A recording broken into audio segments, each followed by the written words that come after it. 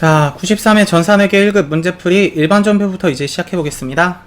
저는 전표를 이제 손으로 다 풀고 입력을 하는 스타일이거든요. 자, 1번서부터 갈게요. 저는 일단 손으로 다 풀어볼게요. 1번. 자, 풍암산업으로부터 원재료 1600만원을 구입하기로 계약했죠. 그러면 실제로 원재료를 산 게 아니죠? 그러니까 요만큼은 회계 처리가 없는 거예요. 보통 이제 회계 처리는 주거나 받은 게 있을 때 회계 처리를 하셔야 되거든요. 이제 회계 처리가 어딨냐? 계약금 160만원을 당좌수표를 발행해서 지급했죠. 이제 분개하시는데 조금 이제 어려움을 느끼시는 분들, 분개는 기본적으로 나가면은 대변에 쓰고요, 들어오면 차변에 쓰시는 거예요. 그러고 단어 정리하실 때 이런 단어 이제 챙겨 놓으시면 조금 도움이 많이 돼요. 그래서 급자는 주다란 뜻이고, 숫자는 받다, 도자는 주다, 입은 들어옴, 출은 나가, 출자는 들어옴. 되시죠? 이렇게 정리하시면 조금 쉬워요. 그래서 지금은 당좌수표를 지급했잖아요. 그러니까 준 거예요. 그래서 대변에 쓰셔야 돼요. 되셨죠? 그러고 단어 정리할 때 조금 더 이제 좋은 단어가 뭐 있냐면은, 또 좋은 게 아이당당 유동현이란 단어가 있어요. 요렇게. 그래서 아이라는 건 나죠. 그리고 여기에 당은 당점의 당이에요. 당점. 되셨죠? 그리고 뒤에 당은 당좌 예금의 당자거든요. 그리고 아래 동자는 동점의 동이고요. 현자는 현금의 현자예요. 그래서 내가 발행하는 당좌수표는 당좌예금, 당점, 우리 회사가 당점이라 그러거든요. 우리 회사가 발행하는 당좌수표 당좌예금, 남이 발행하는 당좌수표 현금, 또 다른 회사가 발행하는 당좌수표 현금, 이렇게 기억하시면 쉬워요. 되셨죠? 자, 그래서 아이당당 유동현 한번 필기 하나 해주시고, 자, 마저 계속 가볼게요. 그럼 우리는 지금 우리 회사가 발행한 당좌수표, 우리 회사가 물건을 사는 입장에서 주는 거니까, 그래서 우리 회사가 발행한 건 아이당 당이니까 당좌 예금을 준 거고요. 계약금 160만원을 줬으면은 물건을 사기 전에 돈을 먼저 준 거죠. 그러다 보니까 먼저 준 거, 그래서 급자하고 먼저 선자 붙여서 선급금이라 쓰시는 게 맞습니다. 그래서 차변에 가시는 게 선급금. 그러고 선급금은 거래처를 쓰셔야 되는데, 거래처는 이렇게 13개 계정을 거래처를 쓰거든요. 전산회계 1급 기준으로는. 그래서 혹시라도 이제 필요하신 분들은 잠깐 멈추시고 또 필기를 하시고요. 선급금이 있거든요. 그래서 거래처 쓰셔야 돼요. 그리고 거래처를 쓰셔야 되는 계정에 거래처를 안 쓰시면은 감점이 있습니다. 풍암, 다음에 160만원, 다음에 대변에 당좌예금 160만원. 다음 2번 가볼게요. 자, 9월 17일 당사는 안동에 지급할 외상매입금 2,500만원 중이죠. 자, 2천만원은 보통예금 계좌에서 지급했죠. 그럼 줬죠. 그러니까 대변에 보통예금일 거고, 아까 주다 하면 보통예금이었으니까, 다시 주다 하면 대변이라 그랬으니까. 다음 마저 갑니다. 자, 나머지 500만원은 채무를 면제받았다라고 적혀 있으시죠? 그럼 이제 분개하실 때 원분개 생각을 하시면 조금 좋은데, 이게 원분개가 어떻게 들어가 있었단 얘기냐면은 요런 얘기였단 얘기예요. 원재료를 외상으로 매입했다. 이게 원래 분개가 있던 거예요.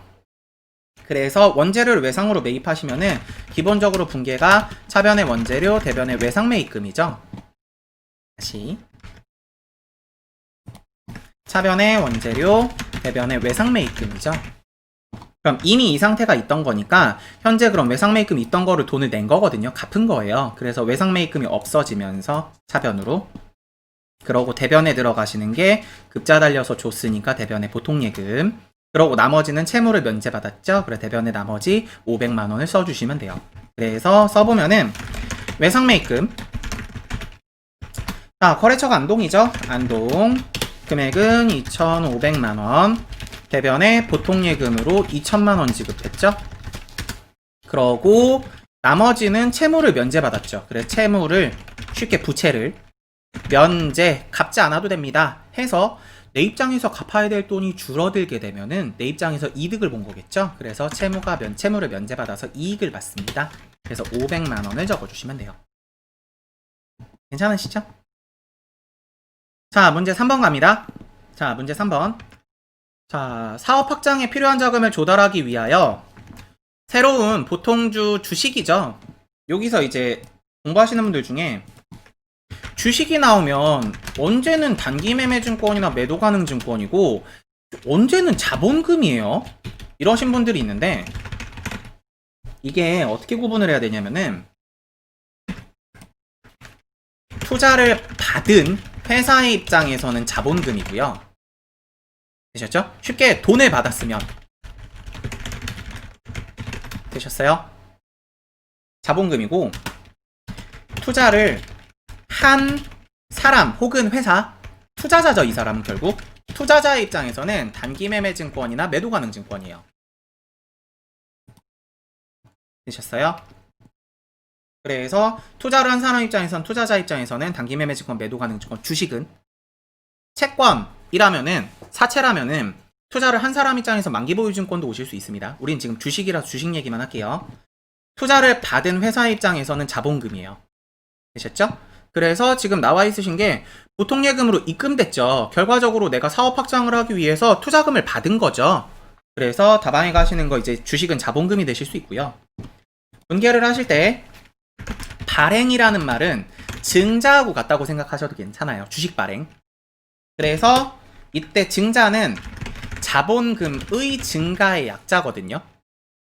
그래서 거래 판료소 이제 아시면은 분개하시는데 조금 도움이 많이 되는데, 거래 판료 생각해 보시면은 자산의 증가, 자산의 감소, 부채의 감소, 부채의 증가, 자본의 감소, 자본의 증가 이렇게 오시죠.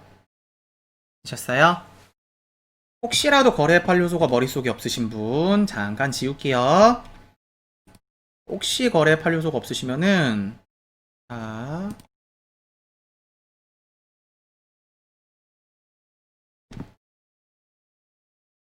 여기 있어요. 그래서 자산의 증가, 자산의 감소, 부채의 감소, 부채의 증가 이렇게 있거든요. 그래서 자본의 증가죠. 지금 발행이었죠 문제가.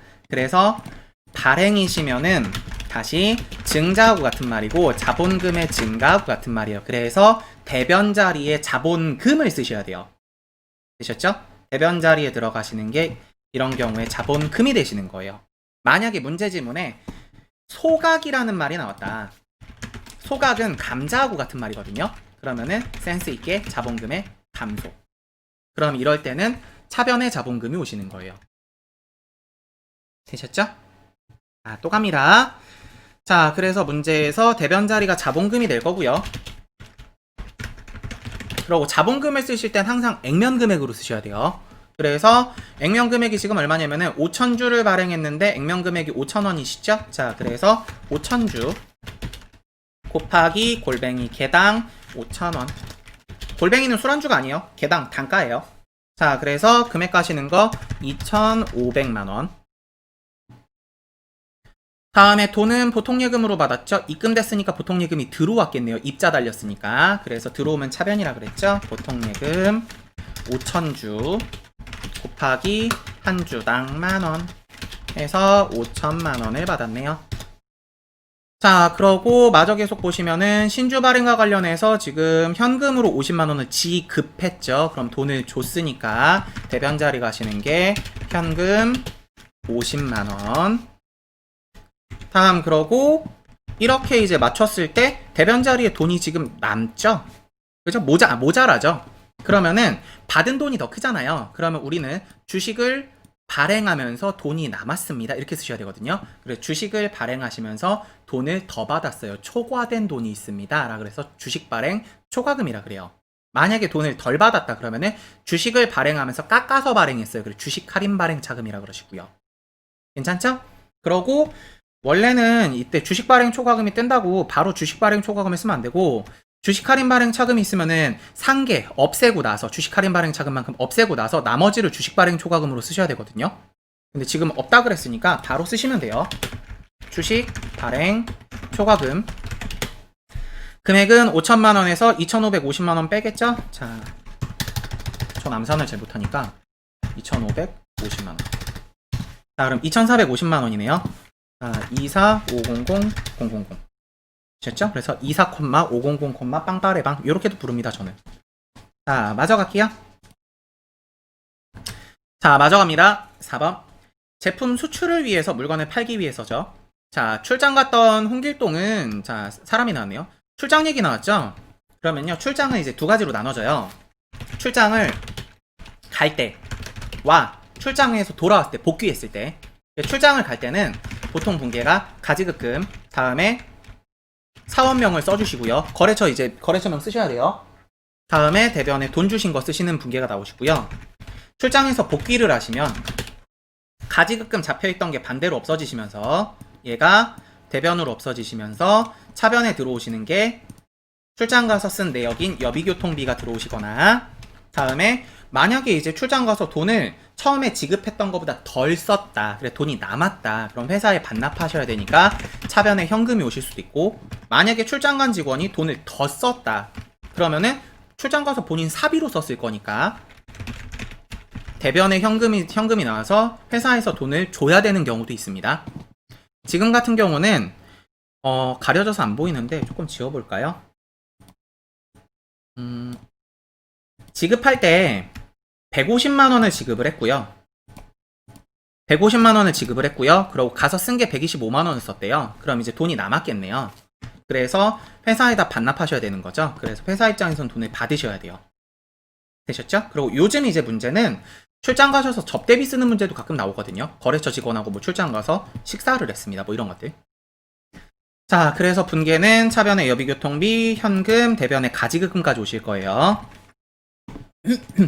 그러고 죄송합니다. 자, 그리고 가지급금은 거래처를 써야 되는 계정 중에 있었어요. 그래서 분계가 차변에 여비교통비, 그러고 코드를 넣으셔야 되는데, 코드가 여기 보시면은 공장이나 제조나 생산과 관련됐다 그럼 500번대를 써주시고요. 비용 쓰실 때예요. 비용. 그러고 판관비, 공장 제조 생산이 아니다 그럼 보통 800이에요. 그러고 예외적으로 이제 900번대 쓰는 계정이 있는데 900번대 본인이 선택하셔야 되는, 수험자가 선택하셔야 되는 단기 매매 증권을 구입하실 때, 수수료 비용이 나오시게 되면은 얘는 900번대 코드예요. 영업의 비용. 되셨죠? 그러고 이거 말고 지금 제가 적어드린 거 말고는 뭐 이자 비용 같은 경우도 900번대긴 한데 900번대 밖에 없어요. 수수료 비용은 500, 600, 700, 800, 900까지 있거든요. 그래서 요때는 이제 수수료 비용, 단기 매매 증권을 구입한 수수료 비용은 본인이 900번대 선택해서 넣으셔야 되니까 제가 필기를 해드린 거예요. 되셨죠? 그리고 나머지 옆에 예제들은 나중에 문제 나오면 해드릴게요. 자, 그래서 지금은 출장 갔던, 수출을 위해서 갔던 거죠. 그러니까 물건을 판매하기 위한 직원이에요. 그래서 800번대 코드고요. 공장 직원, 제조 직원, 생산 직원이 아니니까. 다음에 또 갑니다. 자, 여비교통비는 125만원이고요. 대변의 가지급금은 홍길동 사원 거고 150만원이죠. 다음에 현금으로 남은 돈은 25만원이 남았겠네요. 자, 마저 가볼게요. 자, 5번 갑니다. 5번. 자, 5번에 보시면은, 자, 건강보험료를 현금으로 납부하였다. 자, 총 금액은 41만 2,500원인데, 원래 이 건강보험료는 직원하고 회사가 50%씩 부담을 하시는 거예요. 그래서 회사 부담분 같은 경우는 41만 5천원 중에 절반 부분에 해당하는 부분이 제조 부분께 12만 3,750원, 관리부 직원께 8만 2,500원. 되셨죠? 그래서 계산을 한번 해보면 41만 2,500원에 나누기 2를 하시면 이게 절반이거든요. 요게 이제 12만 3,750원, 8만 2,500원을 더하시면은 20만 6,250원이에요. 이해되세요? 그래서 요만큼을 회사가 한번 부담하고 다시 20만 6,250원을 직원이 부담을 하셔야 되는 거예요. 괜찮으시죠? 자, 그래서 이제 분계를 하실 때는 직원 부담분은 월급을 주실 때 이미 이런 분계를 하셨을 거예요. 급여 혹은 임금이 되실 수도 있어요. 그러고 돈 지급하신 거, 뭐 보통예금, 현금. 그러고 거기서 원천징수 하시는 4대 보험료라든가 아니면 이제 소득세 부분은 예수금으로 이미 잡아놨겠죠. 이게 직원분이고요. 다음에 회사분 같은 경우는 이제 건강보험료 나왔으니까 건강보험료 얘기를 하면은, 건강보험료 같은 경우는 회사 입장에서 복리후생비로 써요. 되셨죠?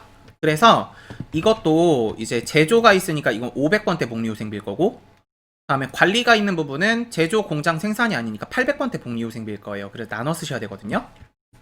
그래서 써보면은 일단 직원 거 예수금 절반 부분인 20만 6,250원, 다음에 복리후생비 500번대 123,750원. 그러고 자리가 없으니까 이거 조금 붙일까요? 그러고 복리후생비 800번대 82,500원. 그러고 대변 자리 가시는 거는 납부하신 게 지금 뭘로 했다 그랬냐면은 현금으로 납부했다 그랬죠? 그래서 현금으로 냈으니까 대변 자리 현금은 412,2,500원이 됩니다. 되셨죠? 자, 아래 갈게요. 자, 메인 매출 전표 1번서부터 가볼게요. 자, 메인 매출 전표 1번 보면은 일단 저는 오프라인 수업을 할 때 이렇게 이제 부가세 수업을 이론을 다 수업하고도 이제 이걸 해드려요. 왜냐면은 부가세 이론 수업을 들어도 이거에 대해서 구분을 하기가 되게 힘들거든요. 뭐 재화일 공급을 했기 때문에 이게 뭐 과세 매출이 될 수 있고 이거에 대해서 이렇게는 힘들어요, 사실 처음에 하실 때는. 그래서 증빙 서류 보고 연습하시는 게 처음엔 되게 쉬워요. 그래서 지금 문제 보시면은 제품을 판매했죠. 그럼 매출한 거예요. 그리고 세금 계산서 보이시죠? 그럼 세금 계산서에 이제 매출 나오시면 과세 매출이 될 거고요. 만약에 세금 계산서에 대해서 매입을 하셨을 때는 불공을 우선순위로 보셔야 돼요. 과세 매입을 먼저 쓰시면 안 되고 불공을 먼저 보셔야 돼요. 이건 이제 영세 세금 계산서도 마찬가지예요. 영세 세금 계산서로 물건을 매입했다. 그러면은 영세부터 보면 안 되고 불공부터 보시는 거예요. 그래서 불공제 사유가 해당이 안 되면 아, 과세 매입이구나 혹은 영세 매입이구나 이렇게 보시는 게 맞아요. 되셨죠? 그래서 꼭 챙겨주시고, 자, 그래서 세금 계산서에 대한 매출이니까 과세 매출일 거고요.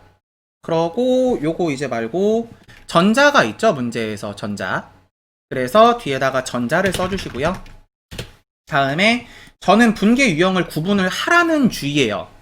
되셨죠? 물론 이제 시험 문제 기준으로 봤을 때는 그냥 구분 안 하고 혼합으로 다 치신 다음에 분계만 잘 맞추시면은 이제 답으로 인정은 되는데, 저는 개인적으로 이제 상위급수 가셨을 때 구분을 하시는 게 아무래도 시험 속도가 좀 잘 나오거든요. 시험 보실 때 속도가. 구분을 하는 걸 추천을 드리고요. 현금과 1대1 거래라면은 마지막에 현금을 써주면 되고, 다음에 외상 매출금이나 외상 매입금과 1대1 거래라면은 마지막에 외상을 써주시면 되고, 다음에 카드 결제하셨으면은 카드 넣으시면 되는데, 이게 재고자산이면 외상 걸어주세요. 이게 요번에 이제 전산 세무 93회차 확정 답안을 보신 분들이 있을까 모르겠는데, 최근 이제 몇 회차 시험 동안 제품 매출을 하면서 차변에다 미수금을 써도 메인 매출 전표 치실 때 답안으로 인정을 해줬어요. 이제 그게 왜 그러냐면은, 얘네가 프로그램 세팅을 카가 매출이시면은 카드를 넣으시면은 미수금이 들어가도록 세팅을 보통 해놨어요. 세무사에서. 되셨죠? AT 시험 보신 분들은 카드 넣으시면 외상 매출금이 들어가도록 세팅되어 있는 경우가 많을 거예요. 물론 그 세팅을 바꿀 수도 있고요, 본인이. 근데 그러다 보니까 학생들이 이제 카드를 걸고 이거 미수금 떴는데 카드 걸었는데 맞은 거 아니에요? 라고 이제 이의 신청을 넣으니까 세무사에서도 그래 그냥 답으로 인정해줄게가 돼버렸었는데, 요번 확정 답안을 보시면 무슨 말이냐면은 다음 시험서부터는 미수금을 걸면 틀리겠다고 하겠다고 얘기를 적어놨어요. 실제로 그게 틀린 거고, 재고자산을 팔았으면 주된 영업활동에 관련된 채권이니까 매출 채권 계정인 외상 매출금 쓰시는 게 맞는 거예요. 되셨죠? 그래서 카드 결제하셨으면은 이제 카드 넣으시면 미수금 뜨는 경우가 있으니까 그런 걸 방지하기 위해서 재고자산에 대한 카드 매출이시면은 혹은 재고자산에 대한 카드 매입이시면 외상을 거시는 걸 추천을 드려요, 시험 보실 때는. 다음 맞아갑니다. 그러고 시험 보실 때만이에요. 알죠? 자, 그러고 그게 아니라면 그 외는 혼합 내시면 돼요. 지금 같은 경우는 돈을 1200만원은 우연상사에서 어음을 받았고, 다음에 나머지는 다음 달에 받기로 했죠. 근데 지금 제품 재고자산 팔았으니까 다음 달에 받기로 한 건 외상 매출금일 거고, 되셨죠? 그러고 우연상사에서 받은 어음은 받으러 어음일 거예요. 되셨죠? 배서 양수예요, 이건 정확하게는. 그래서 그렇게 되고, 그러고 혹시라도 헷갈리시면은 요거 보셔도 괜찮죠. 제품이시면은 외상 매출금. 외상이란 말이 없어도 외상 매출금이에요, 제품이라서. 되셨죠? 결과적으로 외상은 돈을 못 받았다는 얘기니까. 그래서 여러 가지가 섞였으니까 혼합. 그러고 차변에 받으러음. 그리고 거래처는 지금 물건을 소위유통에 팔았거든요. 여기서도 하나. 거래처를 이제 어떤 거 대림상사를 써요, 소위유통을 써요, 헷갈리시는 분. 첫째 구분하는 법. 우리는 매출을 했거든요. 그러니까 우리가 공급자 입장이에요. 우리 회사가 대림상사거든요. 그래서 우리 회사 말고 다른 회사 넣으시면 돼요, 거래처는. 근데 여기서도 이것도 구분이 힘들다 그러시면은 위에 올라오시면은 여기 보면 대림상사라고 적혀 있어요. 이것도 못 볼 것 같다. 그러면은 프로그램을 보시면 프로그램에 대림상사라고 적혀 있어요. 상단에. 되셨죠? 그래서 그렇게 구분을 하시면 되고요. 그래서 원래 소위유통을 거래처를 넣으셔야 되는데 지금 같은 경우는 어음을 우연상사가 발행했죠. 배서양수했으니까. 그래서 이럴 때는 거래처를 우현으로 어음에 발행한 회사에 거셔야 돼요. 되셨죠? 뭐 원래 AT에서는 F3 눌러서 어음 관리를 하셔야 되는데 우리 시험 문제는 그런 문제가 아니기 때문에 직접 그냥 거래처를 바꿔주는 용도로 할게요. 자, 다음 또 갑니다. 실제 문제도 그렇게 푸셔야 되고요. 자, 제품 매출 파신 건 얼마 파셨냐면은 2천만원 파셨죠? 자, 그래서 2천만원. 자, 그러고 차변에 외상 매출금은 돈을 이제 나머지 돈을 받아야 되는 거는 물건을 팔아먹은 소유통이 받아야 되겠죠? 그래서 나머지 돈 얼마 받으셔야 되냐면은 2,200만원 중에 1,200만원 받았으니까 2천만원, 1,000만원 받으셔야 되겠네요. 그죠? 그러고 매출하시면서 부가세가 딸렸죠? 그래서 매출세액 나와야 되겠죠? 부가세, 예수금. 그래서 금액은 200만원. 되셨죠? 그래서 매출세액 계정이 부가세 예수금이죠. 마저 계속 갑니다. 자, 제품을 수출했대요. 자, 그래서 위에 다시 올라와 보면, 아래 내려와 보면은, 여기 보면은 수출이 있어요. 그래서 직수출 나오시면 수출이에요. 되셨죠? 그리고 수출은 세금 계산서가 없어요. 되셨죠? 영세 매출은 세금 계산서가 있거든요. 근데 수출은 세금 계산서가 없습니다. 그러고 둘 다 영세율은 맞아요. 세율이 0%예요. 되셨죠? 그래서 수출이시고요. 세금 계산서가 없으니까 전자는 안 나와요. 다음 그러고 제품을 파시면서 대금을 3개월 후에 받기로 했으면 제품 매출하시면서 외상 매출하신 거죠? 그래서 아까 제가 외상 매출금, 외상 매입금 1대1은 외상 내시면 된다 그랬죠. 자, 그러고 혼합 내시고 분계 똑바로 치셔도 괜찮아요. 근데 외상 거시면 분계 자동으로 뜨면서 그냥 넘어가시면 됩니다. 자, 그래서 차변에 외상 매출금, 거래처는 필립스. 그러고 필립스는 이제 기본 거래처기 때문에 사실 지금 외상 매출금은 거래처를 안 치셔도 괜찮아요. 자동으로 뜹니다. 그러고 여기 외상 매출금 제가 위에 긋는 소위도 자동으로 떠요, 원래는. 다들엄 우연 같은 이제 다른 곳, 내가 물건 팔 곳 말고 판 곳 말고 다른 곳에서 받은 것들에 대해서는 좀 주의하시면서 치셔야 돼요. 자, 그래 달러가 3만 달러고 다음에 곱하기 선적일시 기준 환율이 1200원이죠? 이게 미리 환가한 돈이 있으시면 미리 우리나라 돈으로 바꾼 게 있으면 주의하셔야 되는데 지금은 그런 게 없네요. 자, 그래 금액 들어가시는 거 3,600만원 되셨죠? 자, 그리고 대변에 제품 매출 팔아먹으셨죠? 자, 그래 3,600만원. 자, 다음 아래 갑니다. 문제 넘길게요, 아래로. 자, 아래 문제 보시면은 3번 영업부 직원의 업무용으로 사용하기 위해서 전진자동차의 개별 소비세 과세 대상 자동차인데 세금 계산서로 매입하셨죠. 구입. 그럼 아까 제가 뭐라 그랬냐면은 세금 계산서에 의한 매입은 불공을 우선순위로 판단하라 그랬죠. 그래서 불공제 사유를 먼저 보셔야 돼요. 그래서 사업 관련 없는 건인지 아니면 접대비 품목인지 지금은 자동차죠. 비영업용 수요용 승용차. 되셨죠? 그리고 가끔 이제 이 업무용이나 아니면 영업부 직원 거를 보시면서 이거 영업용 아니에요 이러시는 분들이 있는데 저 영업용이라는 단어와 비영업용이라는 단어는 쉽게 구분을 해드리면은 영업용이라는 거는 자동차로 돈을 버시는 거예요. 되셨죠? 쉽게 택시, 버스 이런 것들 아니면 이제 택배회사 직원에 대한 운수업 차량, 트럭 이해되시죠? 그런 것들이 이제 영업용 차량인 거고 우리가 하는 전산회계 1급은 기본적으로 제조업 기준이거든요. 그러다 보니까 우리 회사가 가지고 있는 승용차 아니면 SUV 되셨죠? 픽업 트럭 이런 건 예외예요. 그렇죠? 트럭 이런 거는 화물차죠. 됐죠? 자동차로 구분해드리면은 뭐 아반떼, 그랜저 이런 거 있으시죠? 아니면은 뭐 산타페, 스포티지 이런 것들 자동차 이름 말하면 조금 그런가? 할게요 그냥. 자, 그래서 광고 아닙니다. 그런 자동차에 대해서는 이제 불공제 사유가 되실 수 있어요. 우린 제조업 기준이라서. 그러고 우리 회사 입장에서 이제 딱 찍어드리면은 과세 매입이 되실 수 있는 자동차는 딱 찍어드릴게요. 나올 수 있는 게 뭐가 있냐면은 화물차 아니면 트럭 같은 얘기죠. 그러고 1000cc 이하 자동차 1000cc까지 과세예요. 아셨죠? 가끔 이제 이상 초과 구분 못 하시는 분들이 있는데 이하가 과세입니다. 초과 1001부터가 불공이시고요. 되셨죠? 그래서 이런 자동차들 되셨죠? 그래서 우리 이제 시험, 실기 시험 기준으로는 요 정도만 해당되실 것 같아요. 아, 하나 더 있구나. 9인승 이상. 되셨죠? 이제 대표적으로 이제 어떤 게 있으실 수 있냐면은 9인승 이상 자동차가 주변에 보시면은 노란 색깔 어린이집 이제 차량 같은 거 스타렉스 차량 보신 적 있으시죠? 그런 거. 되셨죠? 그래서 스타렉스. 혹은 카니발 9인승 이상. 카니발 9인승 이상 나오나? 그래서 이런 차량들은 이제 과세 매입 자동차가 되실 수 있어요. 우리 시험 기준으로는. 되셨죠? 그래서 요거 말고는 웬만하면은 다 불공이구나 정도. 지금은 2000cc죠? 불공이에요. 그래서 불공. 그리고 불공은 가끔 불공 매입 쓰시는 분들이 있는데 불공은 매입밖에 없습니다. 안 쓰셔도 돼요. 자, 다음 또 갈게요. 전자 있죠? 다음에 돈은 보통 예금에서 지급했죠? 그럼 이제 아까 구분했던 걸로 현금 아니고 외상 아니고 카드 아니고 혼합이겠죠. 그래서 혼합 맞아 갑니다. 자, 그래 차변에 들어오시는 게 차량 운반구. 그러고 불공은 매입세액 불공제니까 부가세 부분을 구입하시는 자산이나 지출하시는 비용에 더하셔야 돼요. 그래서 2,420만원. 다음에 대변에 보통예금 지급했죠? 2,420만원. 되셨죠? 2,200만원에 220만원 더해서.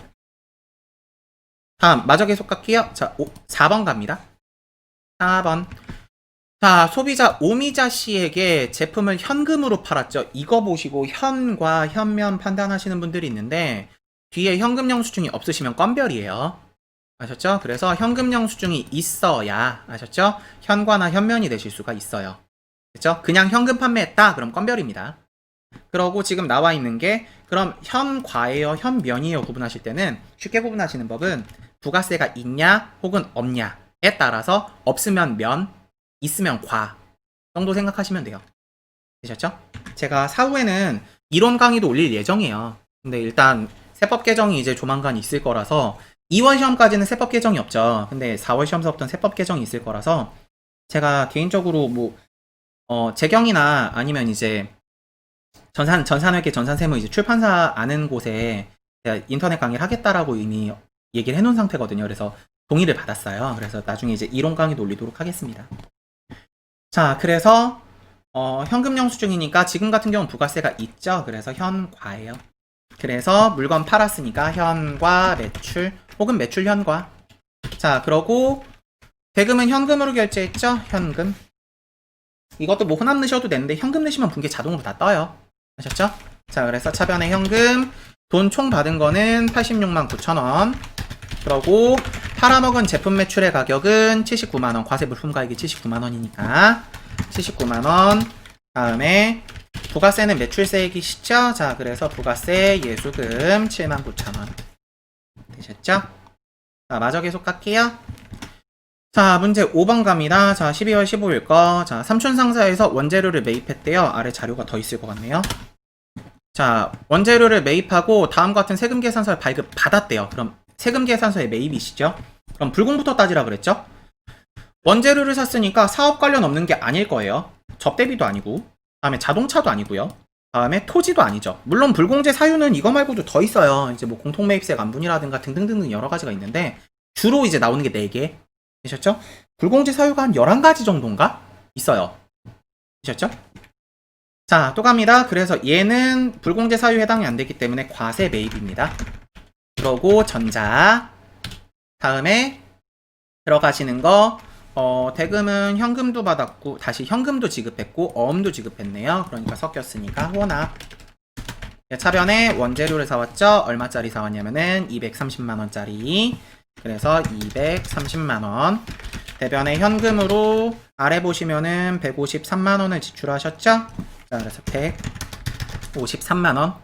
그러고 여기 보시면은 공급가액이 230, 부가세가 23만원이죠. 그래서 매입하면서 들어간 세금이니까 매입세액은 부가세 대급금이라 그러죠. 그래서 23만원. 또 대변에 어음 발행하셨죠? 근데 여기서 이제 내가 발행했는데 어음이 지금 원재료를 구입하시면서 들어간 어음이시죠? 재고자산. 그래서 지급어음입니다. 되셨죠? 대변에 지급어음. 그러고 거래처는 이제 누구한테 줬냐면은 삼촌상사한테 줬네요. 그래, 삼촌. 요것도 이제 안 쓰셔도 원래 자동으로 떠요. 그래서 금액은 100만원. 괜찮죠? 자, 다음 아래 갈게요. 자, 12월 24일 삼양전자로부터 영업부 직원들이죠. 자, 업무용으로 지급할 업무용이네요. 그럼 이제 회사가 사용할 목적이죠. 그러니까 노트북이 비품일 거예요. 자, 그러고 660만 원이 부가세 포함이시죠? 자, 그래서 부가세 포함을 이제 부가세 별도 공급가액으로 들어가시는 공식들인데 공급가액을 공급 대가로 바꾸실 때는 공급가액에 곱하기 1.1을 하시면 되고 반대로 공급대가가 부가세 포함된 금액이죠. 부가세 포함을 부가세 별도 공급가액으로 바꾸실 때는 공급대가 부가세 포함된 금액에 나누기 1.1을 하시면 돼요. 되셨죠? 그래서 지금 같은 경우는 660만 원이 부가세 포함 공급대가니까 나누기 1.1을 하시면 부가세 별도로 빠집니다. 그래서 나눠보면은 뭐 눈으로 보이기도 하는데 나누기 1.1을 하시면은 600만 원이 부가세 별도란 얘기시죠. 그래서 카드 결제하셨죠? 카과 매입 다음에 카드니까 카드 되셨죠? 이게 재고자산이시면 그냥 외상 누르시면 분계가 자동으로 뜬다는 얘기예요. 자, 그러고 차변에 비품 600만 원 대변에 재고자산 상품 제품 원재료가 아니니까 미지급금이겠죠. 그러고 결제하신 카드는 삼성카드. 그러고 660만원.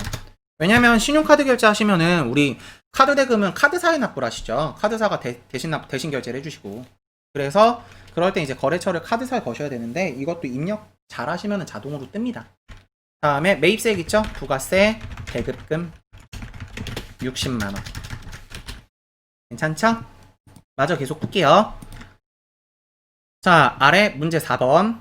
자, 정정 문제죠? 1번. 모두 판다로부터 구매한 복사기를 보통예금에서 이체하고, 그럼 대변이 보통예금이겠네요. 자, 그리고 일반 전표에 상품으로 적었대요. 일반 전표에 적었다 그랬죠? 사실은 사무실에서 사용할 목적으로 기입했네요. 그럼 비품이네요, 원래. 그죠? 그럼 차변자리 계정이 틀렸죠, 일단. 차변자리 비품으로 고칠 거고요. 지출증빙용 현금 영수증을 발급받았다. 그러면 현과 매입이겠네요.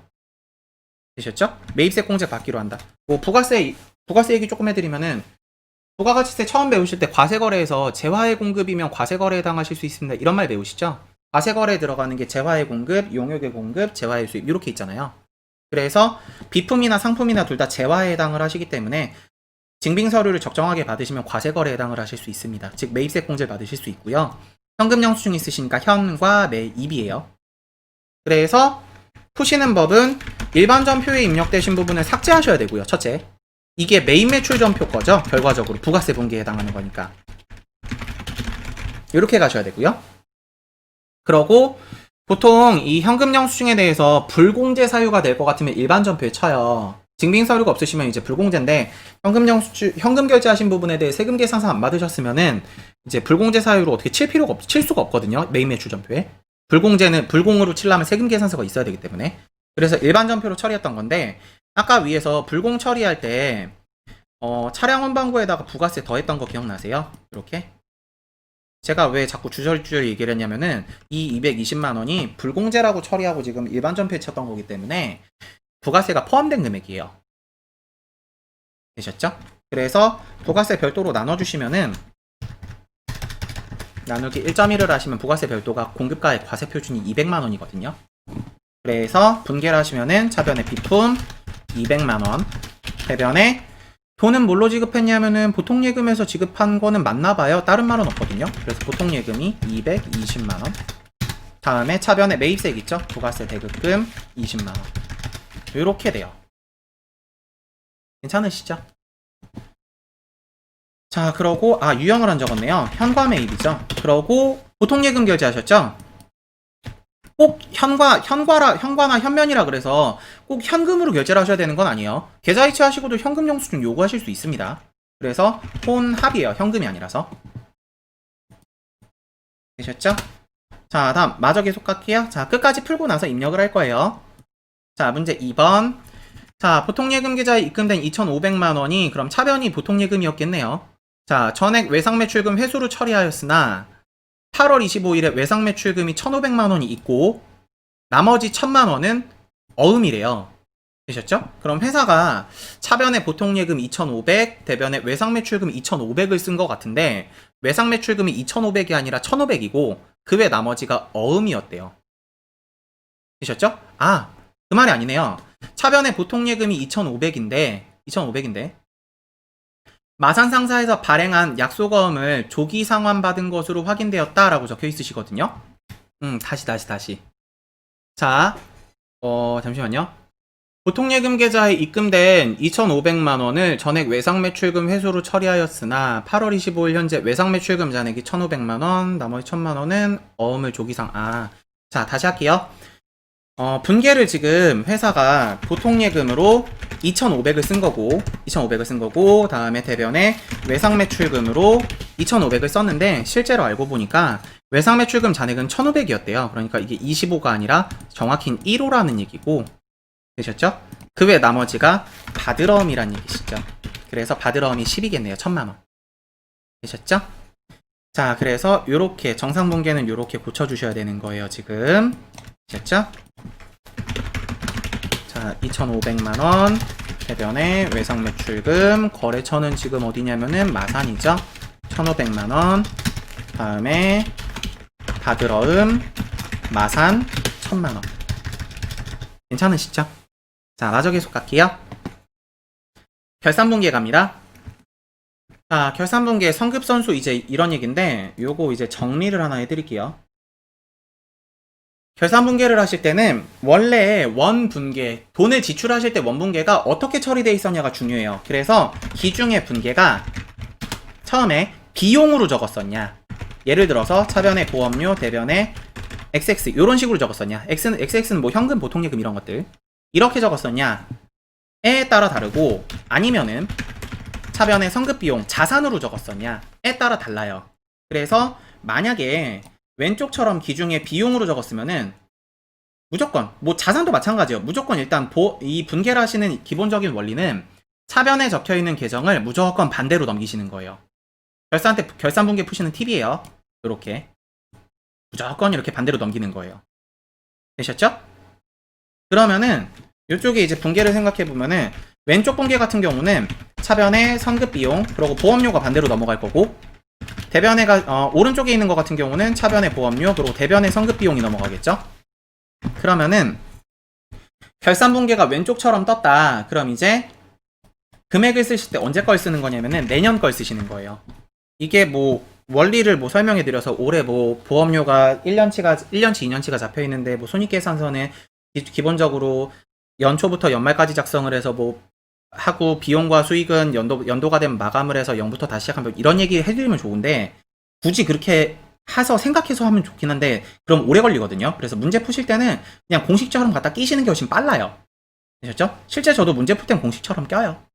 그래서 무조건 차변에 있는 걸 반대로 넘기고, 그러고 대변 자리로 넘겨준 다음에 차변에 성급비용이 왔다? 그러면 이제 내년 거, 반대로 성급비용 있는 거 반대로 넘겨서 차변에 보험료가 왔다, 차변에 비용이 왔다, 그럼 이제 올해 걸 쓰시는 거예요. 금액을. 되셨죠? 요게 이제 공식이에요. 푸시는 공식.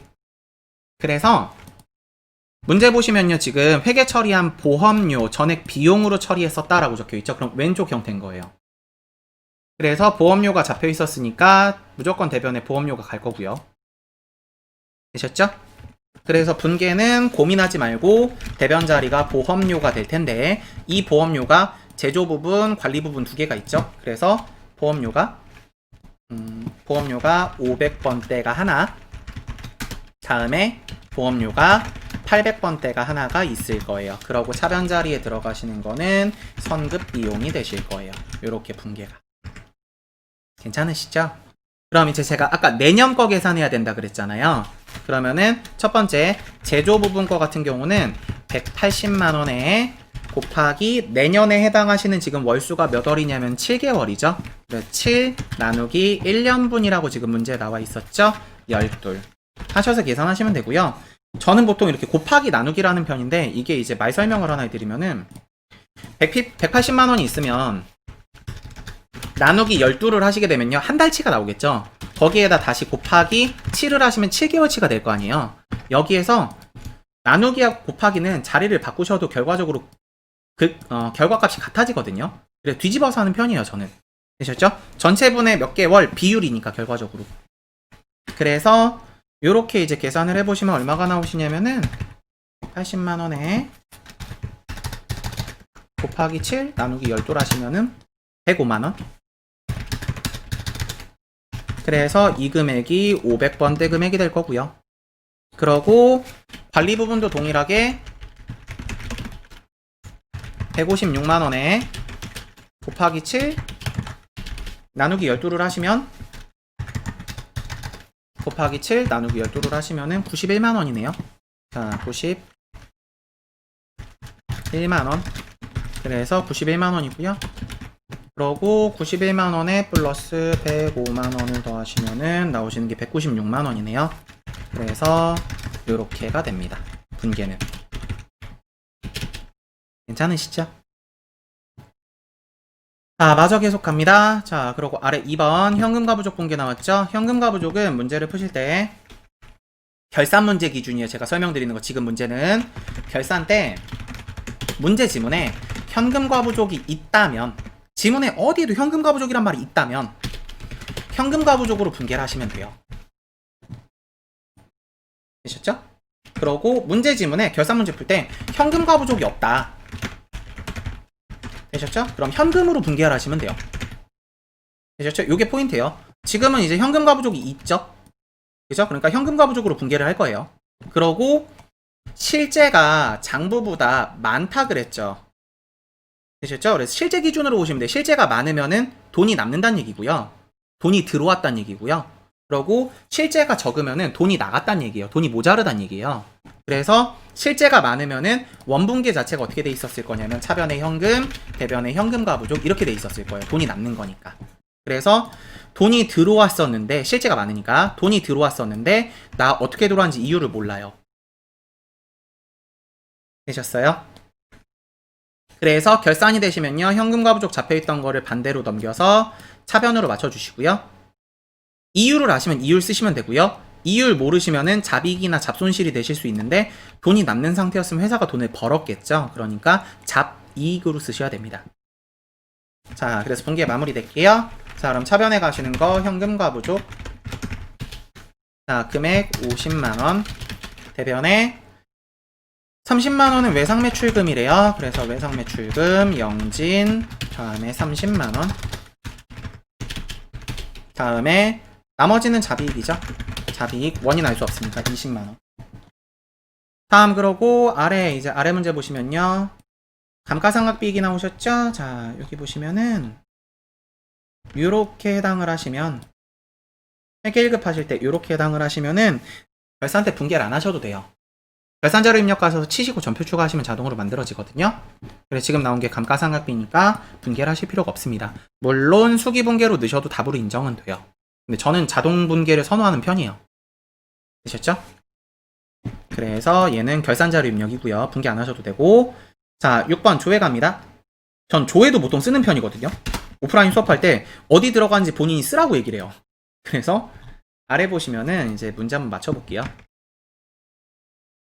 자, 판매비와 관리비에 속한다. 그래서 비용의 현금이시죠? 그래서 비용의 현금 지출액을 물어보시거나 아니면 수익의 현금 수입액을 물어보시면은 1월 계표를 가시면 찾으실 수가 있어요. 그래서 첫 번째 거 1월 계표 되셨죠? 자, 두 번째 거 외상매출금 잔액이 가장 큰 거래처죠? 그래서 만약에 외상매출금을 물었으면 계정별 원장인데 계정 과목 물어보면 계정별 원장이에요. 근데 거래처를 물었죠. 그럼 거래처 원장이 우선이에요. 그래서 거래처 원장. 물론 뭐 다른 데 가셔도 찾으실 수 있어요. 근데 저는 이제 선호하는 장부를 이제 꼽아 놓은 거예요. 그리고 학생들한테는 뭐 여기 들어가도 되고 저기 들어가도 되고 처음에 이러면은 학생들이 되게 혼동스러워해요. 그럼 얘는 어딜 가야 되는데 이런 상태가 되거든요. 저는 처음엔 보통 찍는 편이에요. 그리고 익숙해지면은 뭐 본인이 찾고 싶은데 찾으세요 이런 스타일이라서. 다음 3번. 자, 전자세금 계산서 발급분 중 주민등록번호로 발급한 분의 공급 가액이 얼마냐 그랬죠? 공급 가액의 합계. 그래서 과세표준의 합계죠. 세금 계산서 합계표를 가시면 나옵니다. 요렇게.